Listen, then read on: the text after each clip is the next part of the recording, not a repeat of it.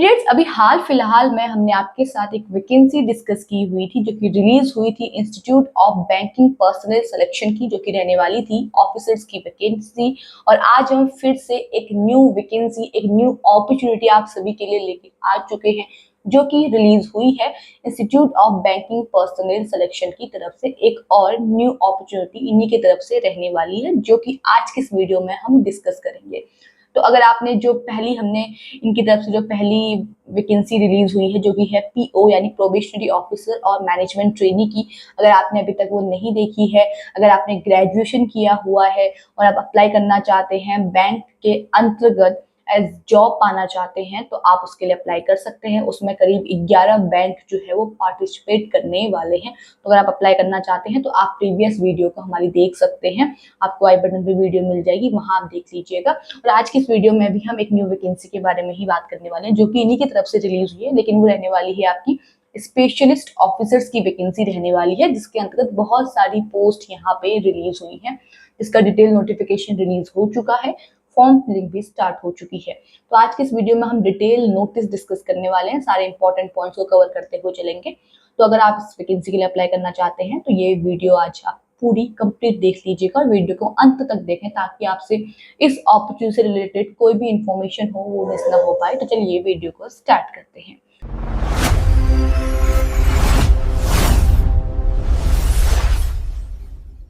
तो ये रहा उस अपॉर्चुनिटी का डिटेल नोटिफिकेशन, जो कि आपकी स्क्रीन पे आपको दिख रहा है। स्पेशलिस्ट ऑफिसर्स की वैकेंसी आई हुई है institute of banking personal selection की तरफ से, जिसकी फॉर्म फिलिंग आपकी स्टार्ट हो चुकी है। फॉर्म फिलिंग अगर जो डेट है वो मैं बात करूं तो 1 जुलाई से आपकी फॉर्म फिलिंग स्टार्ट हो चुकी है। 21 जुलाई जो है वो लास्ट डेट रहने वाली है, ठीक है। उसके बाद अगर आपके फॉर्म में आपसे कोई भी गलती हो जाती है तो आपकी 21 जुलाई के बाद, उसके 2 दिन बाद आपकी, जैसे आपकी जो फॉर्म फिलिंग है वो कंप्लीट हो जाती है, उसके बाद आपके 2 दिन बाद आपके लिए करेक्शन विंडो भी ओपन होगी, ठीक है। जिसमें अगर आपके फॉर्म में आपसे कोई भी डिटेल जो है वो गलत फिल हो गई है तो उसको आप करेक्ट कर सकते हैं।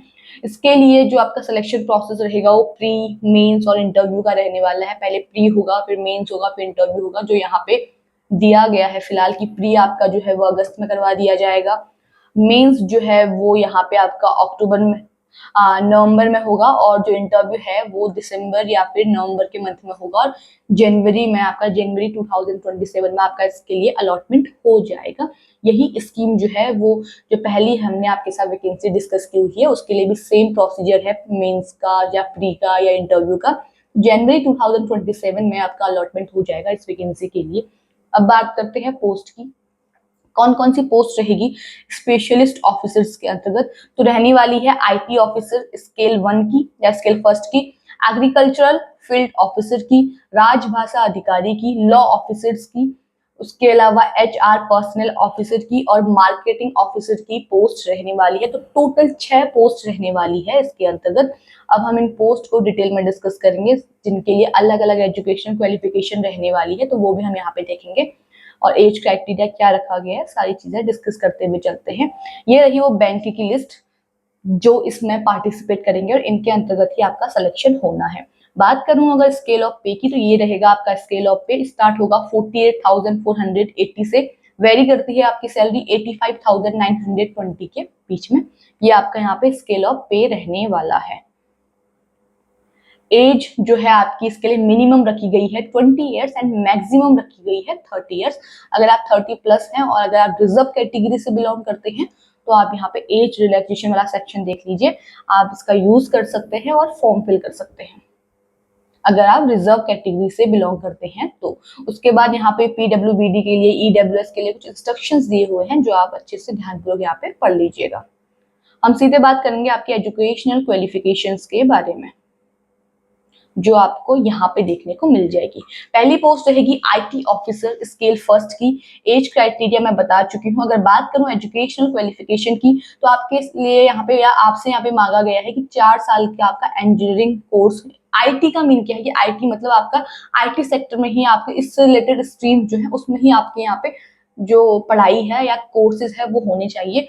तो 4 इयर्स आपका engineering, technology degree in computer science, computer application, information technology, इनके अंतर्गत आपकी 4 इयर्स की डिग्री होनी चाहिए।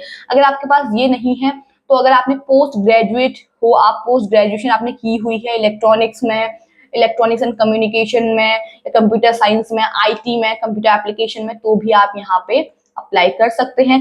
या फिर आप ग्रेजुएट हैं हैविंग पास DOE-ACC बी लेवल सर्टिफिकेट, तो भी आप यहाँ पे अप्लाई कर सकते हैं। अगर आप ग्रेजुएट है और आपके पास ये सर्टिफिकेट है, हैविंग पास, ये लेवल आपने पास किया हुआ है, हैविंग पास्ड, तो आप इसके लिए आवेदन कर सकते हैं।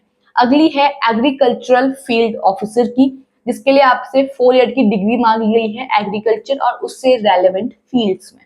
तो अगर ये जो फील्ड यहाँ पे मेंशन किए गए हैं, नीचे तक है यहाँ पे तक, अगर इनमें से एक में आपके पास डिग्री है तो आप अप्लाई कर सकते हैं। एज आपकी 20 से 30 के बीच में होनी चाहिए। उसके बाद राजभाषा अधिकारी, तो इसके लिए कहा गया है आपकी पोस्ट ग्रेजुएशन होनी चाहिए Hindi with English as a subject of the degree graduation level, यानी आपके बैचलर में आपका इंग्लिश सब्जेक्ट होना चाहिए और हिंदी में आपने पोस्ट ग्रेजुएशन अगर की हुई है तो आप अप्लाई कर सकते हैं। या फिर आपने संस्कृत में पोस्ट ग्रेजुएशन की हुई है विथ इंग्लिश और हिंदी आपका मेन सब्जेक्ट रहा है बैचलर में, तो भी आप अप्लाई कर सकते हैं। अगली है लॉ ऑफिसर की, इसके लिए आपके पास LLB की डिग्री होनी चाहिए और बार काउंसिल में आपका जो होना चाहिए इनरोल्ड होना चाहिए। उसके बाद HR या पर्सनल ऑफिसर की, जिसके लिए कहा गया है या तो ग्रेजुएट है या 2 years full time of post graduate degree और 2 years full time of post graduate diploma in personal management, industrial relation, HR, HRD, social work, labour law, तो आप इसके लिए आवेदन कर सकते हैं। लेबर लॉ के लिए यहाँ पे कुछ स्पेशल केसेस दे रखे हैं, वो आप यहाँ पे पढ़ लीजिए, जिनके ऊपर स्टार लगा हुआ है उसके लिए नोट यहाँ पे है वो दिया हुआ है। अगला है मार्केटिंग ऑफिसर, जो लास्ट वैकेंसी हमारी रहेगी, इसके लिए भी या तो ग्रेजुएशन आपसे मांगी गई है या फिर आपके पास 2 इयर्स का फुल टाइम MMS मार्केटिंग या 2 इयर्स का MBA है या 2 इयर्स का BGDBA है, BGDBM है। तो ये कोर्सेज अगर आपके पास है, आपने किए हुए हैं, इसमें आपने ग्रेजुएशन की हुई है, पढ़ाई की हुई है, आपके पास ये पास्ट सर्टिफिकेट्स हैं इसके, तो आप आवेदन कर सकते हैं। तो ये आपका यहाँ पे पोस्ट वाइज एजुकेशनल क्वालिफिकेशन रहने वाली है, ठीक है। और सबके लिए कैंडिडेट्स आपके पास वैलिड डॉक्यूमेंट होने चाहिए, आप ध्यान रखें इस बात का।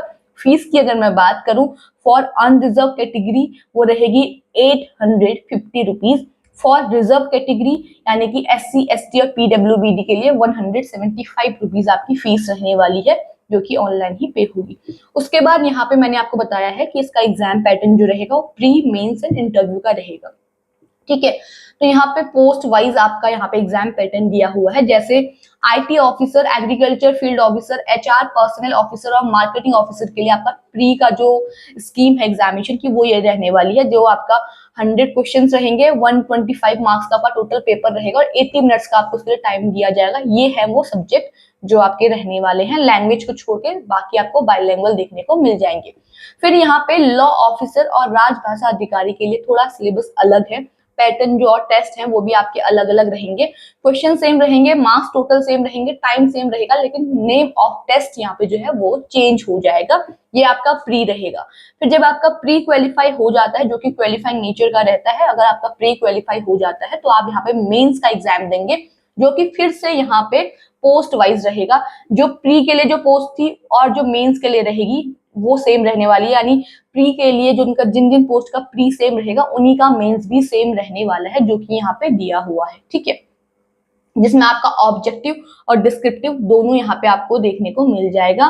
फिर यहाँ पे राजभाषा अधिकारी के लिए मेंस का पैटर्न अलग देखने को मिलेगा, लॉ ऑफिसर के लिए अलग आपको पैटर्न देखने को मिलेगा, ठीक है। यहाँ पे पैटर्न जो है वो अलग अलग रहने वाला है, तो जिस भी पोस्ट के लिए आप अप्लाई करें देख लीजिएगा, उस पोस्ट के अकॉर्डिंग ही आपका यहाँ पे एग्जाम पैटर्न रहेगा, उसी की आपको तैयारी करनी है।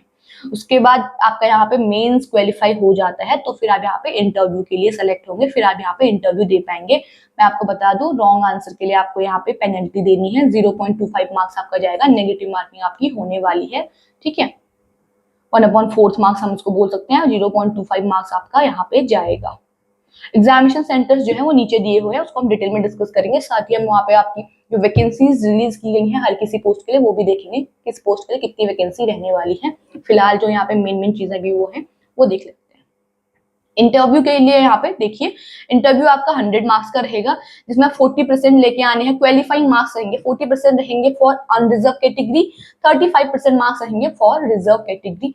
ठीक है, ये आपका तब होगा जब आपका प्री और मेंस जो है वो क्वालिफाई हो जाता है, तो आपका यहाँ पे फिर इंटरव्यू कराया जाएगा, जिसके लिए अलग से आपके कॉल लेटर, वेन्यू और आपका जो डेट है, टाइम है, सब कुछ आपको कॉल लेटर में मेंशन किया हुआ मिलेगा, जो कि बैंक की तरफ से आपको देखने को मिलेगा, जो आपका आईबीपीएस है उसकी तरफ से आपको देखने को मिलेगा। ठीक है, और जो प्री और मेंस के लिए भी एडमिट कार्ड वगैरह है वो भी उनकी तरफ से ही रिलीज किए जाएंगे। लिस्ट ऑफ डॉक्यूमेंट, क्या क्या लिस्ट रहेगी डॉक्यूमेंट्स की, क्या क्या आपको जरूरत है डॉक्यूमेंट वेरिफिकेशन के लिए, और नीचे आपको फॉर्म फिल करने के लिए भी यहाँ पे जो डॉक्यूमेंट चाहिए होंगे वो आपको पूरा डिटेल में देखने को मिल जाएगा यहाँ पे। उसके बाद ये आपका कॉल लेटर के रिगार्डिंग है कि कॉल लेटर कैसे कैसे आएगा, वो आपका ऑफिशियल साइट पे आ जाएगा आपके लिए, चाहे प्री का हो मेंस का हो, आप वहां से डाउनलोड कर सकते हैं। कैसे अप्लाई करेंगे, पहले रजिस्ट्रेशन करेंगे आईबीपीएस के ऑफिशियल साइट पे जाके, देन आप वहां पे से रजिस्ट्रेशन करने के बाद फॉर्म वगैरह फिल करेंगे, जिसके लिए आप डॉक्यूमेंट ये रहे आपके, क्या क्या डॉक्यूमेंट अपलोड होंगे। ये डॉक्यूमेंट अपलोड करने के बाद आपको फीस पे करनी है। ठीक है, फीस पे करने के बाद आपका यहाँ पे फॉर्म जो है वो फिल हो जाएगा। करेक्शन विंडो ओपन होगी, कैसे कैसे करेक्शन आपको करना है वो यहाँ पे बताया गया है। ठीक है, आप कैसे कैसे करेक्ट करेंगे वो चीजें यहाँ पे कही गई हैं, आप उसको यहाँ पे ध्यानपूर्वक देख लीजिएगा एक बार, जो कि 2 दिन बाद आपकी करेक्शन विंडो ओपन की जाएगी। अगर आप करेक्शन करते हैं तो उसके लिए याद रहे आपको पे अलग से करना है, 200 रुपीज आपको अलग से पे करने पड़ेंगे। ये भी मैं आपको बता दूं, फ्री में करेक्शन यहाँ पे नहीं होगा। जनरल इंस्ट्रक्शंस दिए हुए हैं आपके एग्जाम से रिलेटेड, आपकी पोस्ट से रिलेटेड, आप इसे ध्यानपूर्वक पढ़ सकते हैं। क्या आइटम्स नहीं ले जाने हैं, क्या ले जाने हैं एग्जाम हॉल में, वो सारी चीजें भी इसी नोटिस में दी गई हैं। तो एक बार डिटेल में ना नोटिस को आप डाउनलोड कर लीजिएगा, इसको पढ़ लीजिएगा, ताकि आपको सारी चीजें समझ में आ जाए। क्लिक हेयर टू अप्लाई, यहाँ से आप अप्लाई कर सकते हैं, इस पे क्लिक करेंगे तो आप अप्लाई कर सकते हैं। अब ये रहेगी आपकी बैंक की लिस्ट, किस बैंक के लिए कितनी वैकेंसीज यहाँ पे हैं वो यहाँ पे दिया गया है। टोटल 190 वैकेंसीज इसके लिए रहने वाली है, जो हर बैंक के लिए अलग अलग रहने वाली है। फॉर एग्रीकल्चरल फील्ड ऑफिसर के लिए पहले है पोस्ट एग्रीकल्चर फील्ड ऑफिसर, जिसके लिए टोटल 190 वैकेंसीज रहेंगी। एचआर और पर्सनल ऑफिसर के लिए 60 वैकेंसीज रहेंगी टोटल 11 बैंक के अंतर्गत। आईटी ऑफिसर के लिए 301, लॉ ऑफिसर के लिए 105, मार्केटिंग ऑफिसर के लिए यहाँ पे मेंशन ही नहीं है कि कोई वैकेंसी मेंशन नहीं है, शायद ये कुछ मिसप्रिंट हुआ है, क्योंकि यहाँ पे कोई वैकेंसी मेंशन है ही नहीं, ये आईबीपीएस की तरफ से कुछ गलती यहाँ पे हुई है। उसके बाद आपके यहाँ पे राजभाषा अधिकारी के लिए टोटल 89 वैकेंसीज यहाँ पे दी गई हैं।